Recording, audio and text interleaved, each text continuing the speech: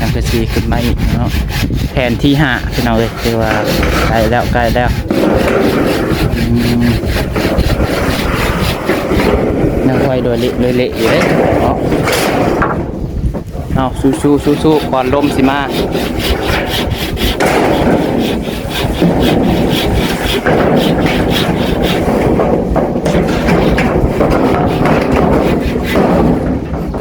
บ่ต้องอัน FC เพิ่นเม่นนั่นนี่ก็บ่ต้องสนใจดอก FC มันก็มีทางผู้หวังดีแล้วก็บ่ดีนำเฮาหั่นแหละอย่าแน่จันเก็บมาคืนนั่นนี่ฮะบ่ต้องคิดดอกอันใดบ่ดีแหละปะไปทิ่มไปบ่ต้องมาคิดใส่หัวเนาะเอาคิดแต่แนวดีๆเอาแต่แนวดีๆมาเราจะมีกำลังใจ อันคอมเมนต์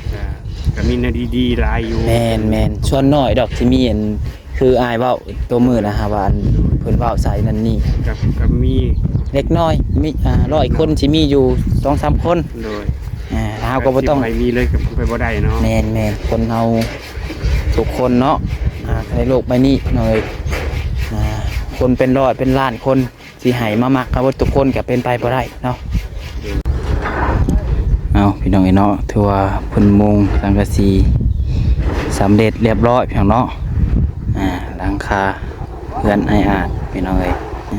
โธ่แล้วได้ก็ไออาดงามบ่งามคือคนใส่หมวกบ่คนใส่หมวกหนังแย่งอยู่พี่น้องเอ้ยมุงหลังคาเลยงามขึ้นเนาะโดยกระเทินสิแล้วบัดเพิ่นถ้าเบิ่งบัดเพิ่นนั้นใช้ไม้เซล่าอีกป้าให้สิเข้ากัน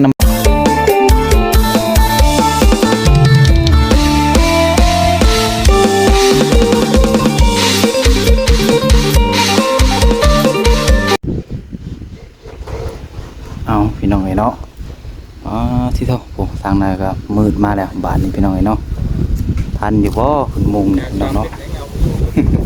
ลมมาแล้วพี่น้องเนาะเบิ่งนำกันพี่น้องเอ้ยว่าสิแล้วทันหรือบ่ทางนักสร้างมันก็กำลังเล็งมือพี่น้องเนาะอย่างน้อยให้มุงแล้วได้แอมก็ยังไข่อยู่ได้พี่น้องเนาะ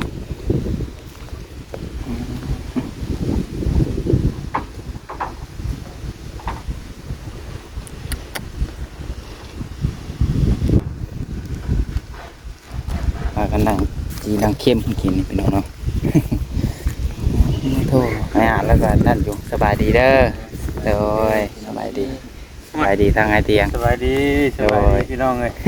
ฮ้อนหลายฮ้อนยังพอทนอยู่เนาะคะแนนพลมานี่พอเลยได้นี่ยันปุ๊บน้ำบ่ทันแขกคู่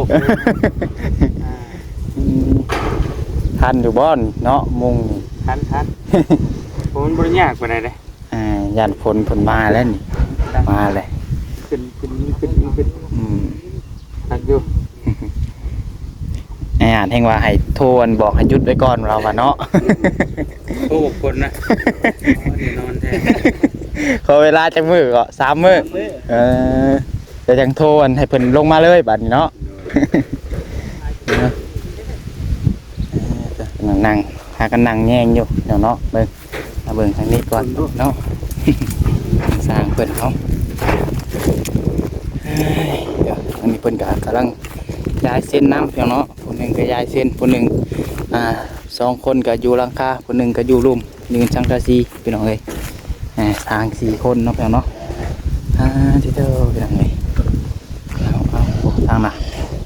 ขึ้นมาในได้พี่น้องเนาะเอาพี่น้อง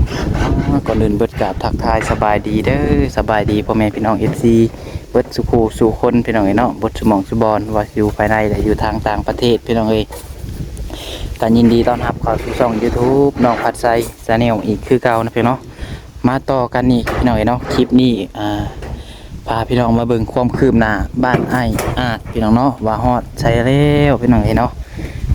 ทางสร้างเพิ่นเฮ็ดฮอดใส่มุงฮอดใส่พี่น้องเอ้ยไม่เชื่อละ12 ตับพี่น้องเนาะมาแอมพาพี่น้องเอ้ยได้จากแผ่นแล้วเพิ่นมุงค่ะเริ่มมุงข้างนี้พี่น้องเนาะ ดูว่าไกลแล้วเนาะได้3แผ่น4แผ่นแล้วเอาเลยทางมาเดินช่างภาษีเนาะ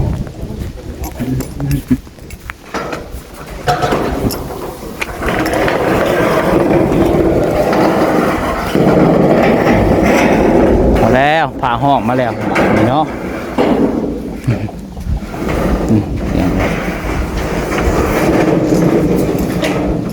ได้จักแผ่นแล้วไอ้ 4 แผ่นนี่บ่ข้างละจักแผ่นน่ะข้างละ6เสมอแล้ว แผ่น ไม่หนีบ่ เล็งมือย่านเพิ่นลงมานี่พอแห้งได้นี่เนาะ หายมุงแล้วปานใดพี่น้องเอ้ย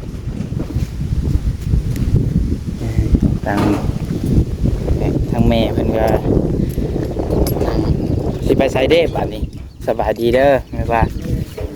โดยสิไปไส ว่าสิไปไปซื้อน้ำแข็ง ซื้อน้ำแข็งเอาคือว่าเบาลี่เพิ่นซื้อมาให้อยู่กินนี่เบิดแล้วเบิดแล้วบ่ ซื้อให้เบิดแล้วนะ คือว่ายังอยู่ ซื้อเมื่อกี้นี้ บ่ไอ้สร้าง เมื่อกี้นี้ อันน้ำแข็งเบิดแล้วบ่คือว่ายังอยู่บ่ไอ้ลี่ซื้อมาให้เด้ นะจะไปมาเอานี่ อืม เรา เรา ไปเอาสีฟ้าไปเขาตักว่านี่นะ อืมเดี๋ยวไอ้ลี่ซื้อมาให้กินนี่2 ธงบ่3 ธงบ่เฮาก็ออกไปซื้อวาง1กับ2 ธงวางเพิ่นนั่นเอาอันนี้มาให้นี่นะเบิ่งขึ้นไปเบิ่งให้ ติ๊กเขาให้เลย ฮะ จะติ๊กเลย ติ๊กบ่อืม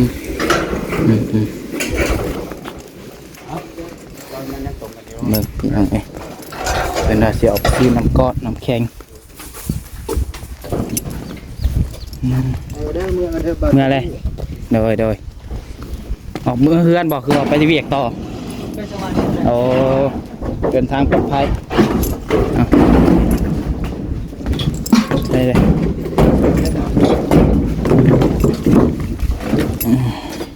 โอ้ยน้ำก้อนยังเต็มอยู่บอกเพิ่นเนี่ย ยังเต็มอยู่น้ำก้อนนะนี่คำเลยคือสิกุ้มอยู่ดอก คือสิกุ้มฮอดคำอยู่พี่น้องเอ้ยน้ำก้อนยังเต็มถุงเพื่องเจิบได้น้ำก้อนเนาะแต่เช้าออกมานี่บ่เตียงซื้อมากกับตอนเช้าพี่น้องเนาะซื้อมาแล้วก็แม่ป้าก็ซื้อมาน้องปลาไส้ก็ซื้อมาเปาลี่อีกหลายคนพี่น้องซื้อเข้ามาเนาะเบิดอากาศมันร้อนแห้ง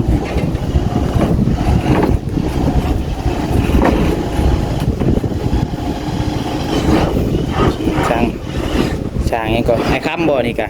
สร้างค้ำคือการบ่อนเดียวเนี่ยสร้างค้ำผู้นี้เป็นยายเส้นเนาะค้ำจอย มี2ค้ำเด้เอาค้ำจอยค้ำตุ้ย มันจะเอิ้นง่ายเลยลงเด้อหน่อยเอิ้นถึงค้ำว่ะเนาะ ตามไม่ได้เขาเนี่ย เอาค้ำจอยซะคุณ ให้ค้ำจอยจังหวะมีแต่คำมาอยู่นี่สิเกิดบ่อคำแล้วบ้านี้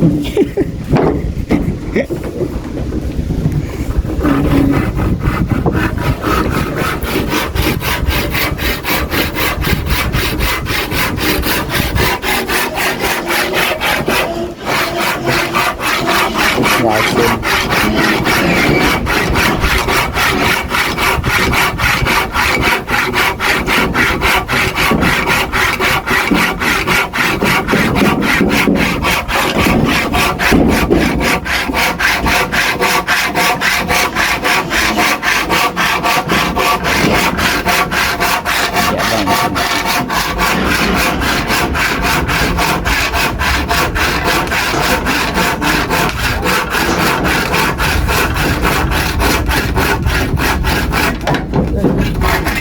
กะทิบอก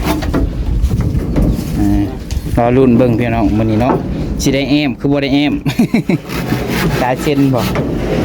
แล้วบ่ยายเส้นนี่พี่น้องเนาะเบิ่งนี่ก็ได้วงกบวงหนึ่งพี่น้องเพิ่นตั้งเนาะกำลังยิง สังกะสีขึ้นมาอีกเนาะแผนที่5พี่น้องเอ้ยคือว่าใกล้แล้วนั่งไว้โดยเละอยู่เด้เนาะเอาสู้ก่อนลมสิมา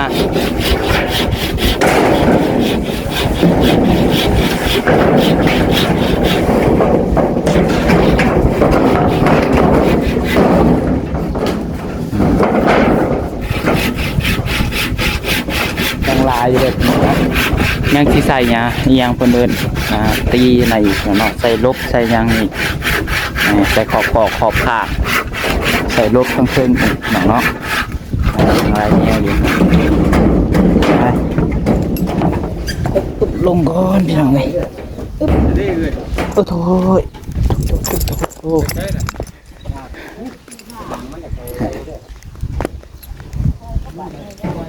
มาขายบ่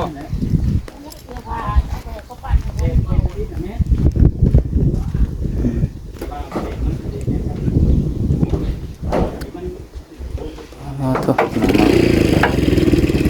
มาไว้แหมแห้งโทรศัพท์ก็ฮอดสิระเบิดเนาะอุ้ยโอ้ยแล้วเนาะ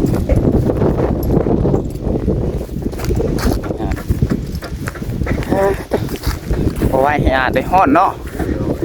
โอ้ยอยู่ได้จะนำผมไม้แถวนี้เนาะสัตว์ได้อยู่ก็ได้เรื่องพวกใหม่ลมผ่านมาใกล้เด้สิแล้วเลยเนาะมุงกันยังแปลนหนึ่งแล้วก็ใส่ลบใส่เป็นลมใส่เป็นลมแล้วก็ใส่ลบเนาะลบทั้งเทิงเด้พี่น้องเอ้ยกันฝนหัวแล้วก็ยังก่อนเป็นลมบ่นี่คือยังเป็นลมตอกใส่อีกอย่างนี้ลมเป็นทรายแล้วก็ถือว่าแล้วเนาะคือว่าใส่อะไรอีกบ่ยังว่าเพิ่นอื่นพี่น้องลืมเลยน้องมันใส่กันคือว่าบ่ได้ใส่บ่แม่นเฮือนเนาะใส่แต่เป็นลมแล้วบ่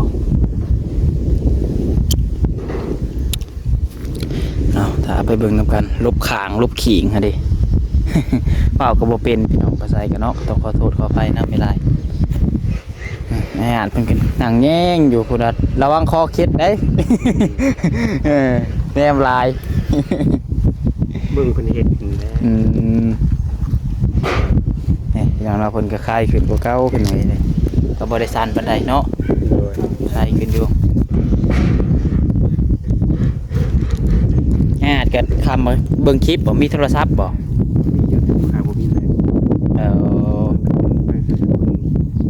เอาแต่ละเทื่อภาษาเขาใช้สากซื้อลายมันสากแล้วมันเต็มเทื่อนะเขาประมาณ45%แล้วมันก็หยุดแล้วเบิ่งคลิปก็เบิ่งไปจบคลิปซ้ำบางเทื่อก็ได้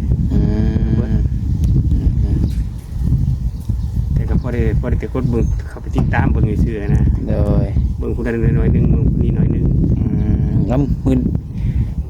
สำหรับมื้ออื่นนั่นผางเฮาสิไปสากให้มื้อเทื่อเฮามาตอนเช้าแล้วตอนเที่ยงเฮาเข้ามาอีกเฮาสิมาให้ผางเฮามื้อสากให้ก็ได้เสียมื้อสากพอได้เบิ่งได้ลิ้นเนาะ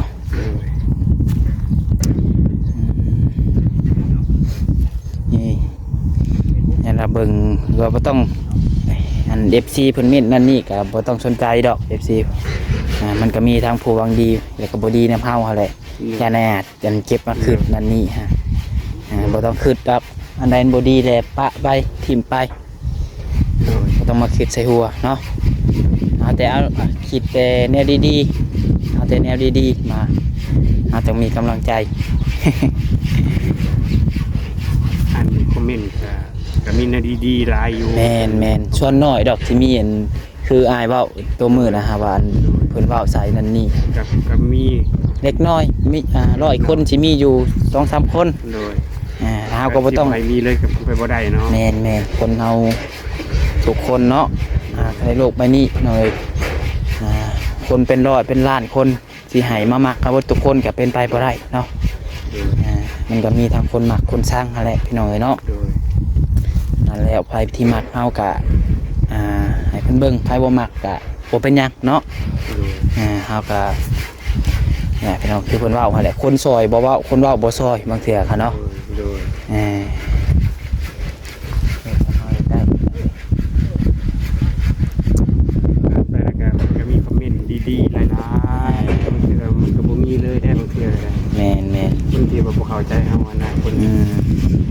แค่ที่บ่มีเลยแหละทุกมื้อ แม่น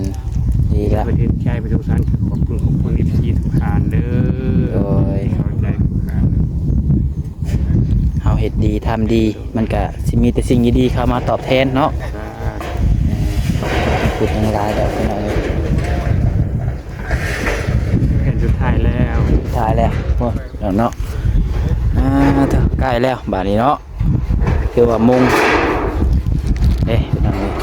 เป็นรูปเป็นทรงขึ้นมาหลายเติบบาดนี้เนาะ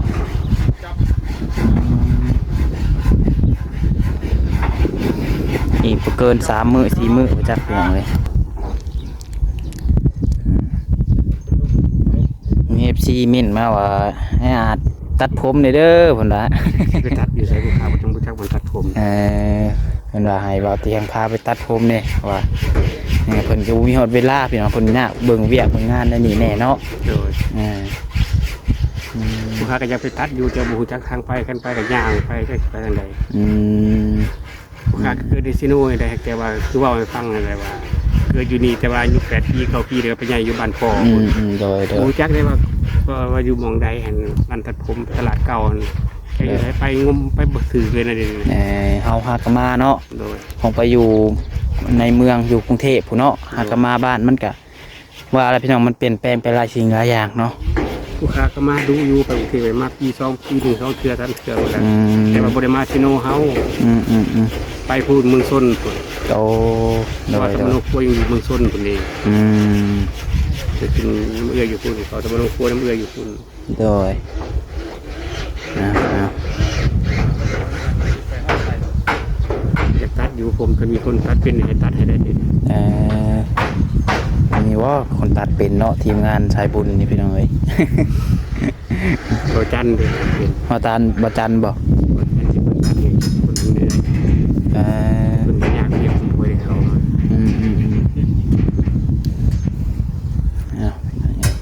ข้างบนมีเวลาคนเลย แมนพังเมืองพังไปก่อนให้มันแล้วตัวนี้ก่อนช้าเนาะเพราะว่าแขกสมมุติเฮาสิไปตัดผมนั่นนี่ก็สมมุติว่าแขกคนมา หาอยู่ คือว่าแขกคนมาเพิ่นบ่เห็นเฮาอันนี้มันก็สิยากอีกเนาะเอาเป็นว่าให้แล้วเฮือนตัวนี้ก่อนพี่น้องเอ้ย คนแน่อาจจะเป็นน้องให้พาไปก็เป็นได้ โดยพังไปก่อน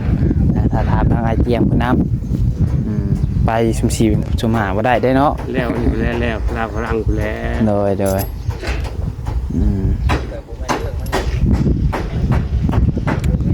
อ้าวน้องเอ้ยไม่นี่เพิ่นตัดแต่นสำนี้เนาะต้นเดียวบ่ ที่แรกว่าตัด2 ต้นแล้วโซ่จักขาดก่อนถ้าเป็นว่า ให้ตัดต้นเดียวเอาบัดนี้เนาะ โดย กับได้ยินเพิ่นว่าอิหยังยันนั้นบ่มีคนห้ามคนหยังให้เพิ่นบ่ยันบ่มีคนเอาไปหั่นน่ะได้ยินสร้างเพิ่นว่าตัดลงเจ้าของที่เพิ่นหั่นน่ะยันเพิ่นบ่ได้ไปเฮ็ดหันเฮ็ดนี่ยันมันกองแบบนั้นน่ะนะบัดเพิ่นเฮ็ดหน้าได้ยากเด้บัดเพิ่นเสร็จหน้าเฮ็ดเฮ็ดหน้าเพิ่นมันใหม่กอง แล้วเพราะว่าไปขอเพิ่นแล้วเพิ่นให้ตัด โอเค ฮ้อนให้เพิ่น บ่เป็นหยังดอกเนาะตัดจังนี้ก็บ่ลงง่ายดอกติเนาะบ่ลงดอกมันก็แน่นอยู่ทำไมกันเนาะ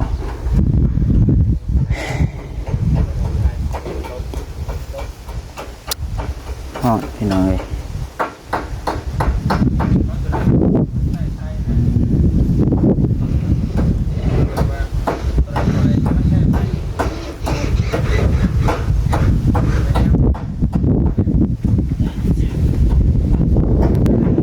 พี่น้องเนาะเดี๋ยวถ้าเพิ่นนั้นมุ่งจังแรกเบิดพี่น้องเนาะเดี๋ยวน้องปัจจัยก็จังสิให้พี่น้องเบิ่งอีกถ้าเพิ่นใส่ลูกเขาลูกคางก่อนพี่น้องเนาะใส่ไม้เชื้อรากองไว้ก่อนเอาพี่น้องเนาะถือว่าเพิ่นมุงสังกะสีสำเร็จเรียบร้อยพี่น้องเนาะหลังคาเพื่อนไออาดพี่น้องเอ้ยโธ่แล้วได้ก็ไออาดงามบ่ งาม คือคนใส่หมวกบ่ คนใส่หมวก หนังแย่งอยู่พี่น้องเอ้ยมุงหลังคาเลยงามขึ้นเนาะ โดย กระเทินสิแล้วบัดเพิ่น ถ้าเบิ่งบัดเพิ่นนั้นใช้ไม้เซล่าอีกป้าให้สิเข้ากันน้ำลำบัดแอมแล้วนี่ ถ้าเบิ่งนำกันรุ่นนำกันพี่น้องเนาะสิออกมาเป็นแบบใดสีหยังก่อต้นเพิ่นเสียมาแอม สีคอนบุรี คนบุรีอ๋อ ออกฟ้าหน่อยๆ แล้วบานิซีอันตัวไมเซล่าอันนี้นะพี่น้อง ก็เป็นสีบักขุด คือสีตะมูบานเฮา หมู่บ้านเฮา สีเปลือกบักขุดคือว่า แม่นพี่น้องเลยเนาะถ้าเบิ่งให้อาจจะเห็นมือมันแล้วไว้บ่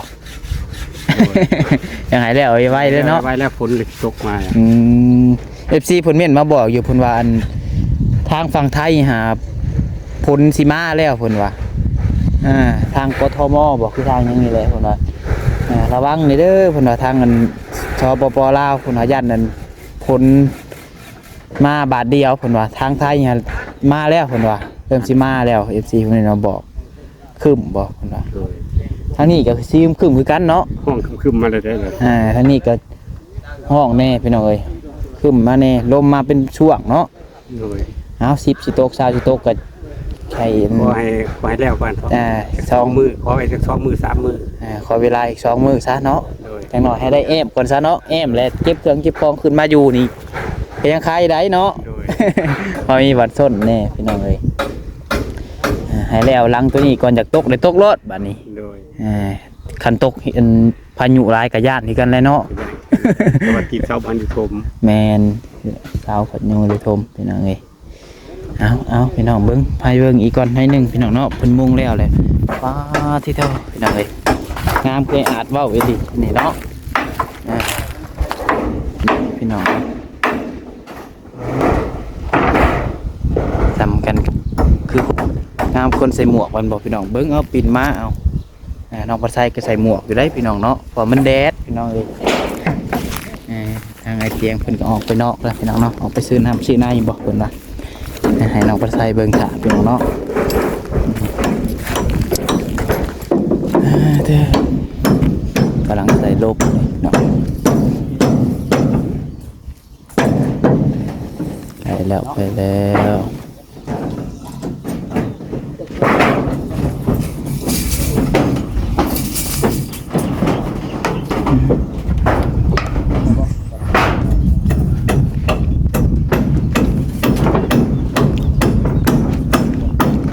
สวยงามเนาะ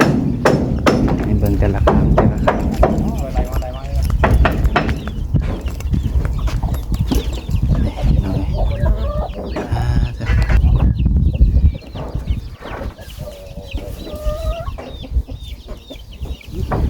ตามเป็นกำลังใส่ลบขาพี่น้องเนาะ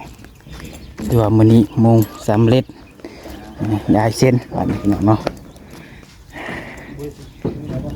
พี่น้องโอเคแล้วพี่น้องเนาะ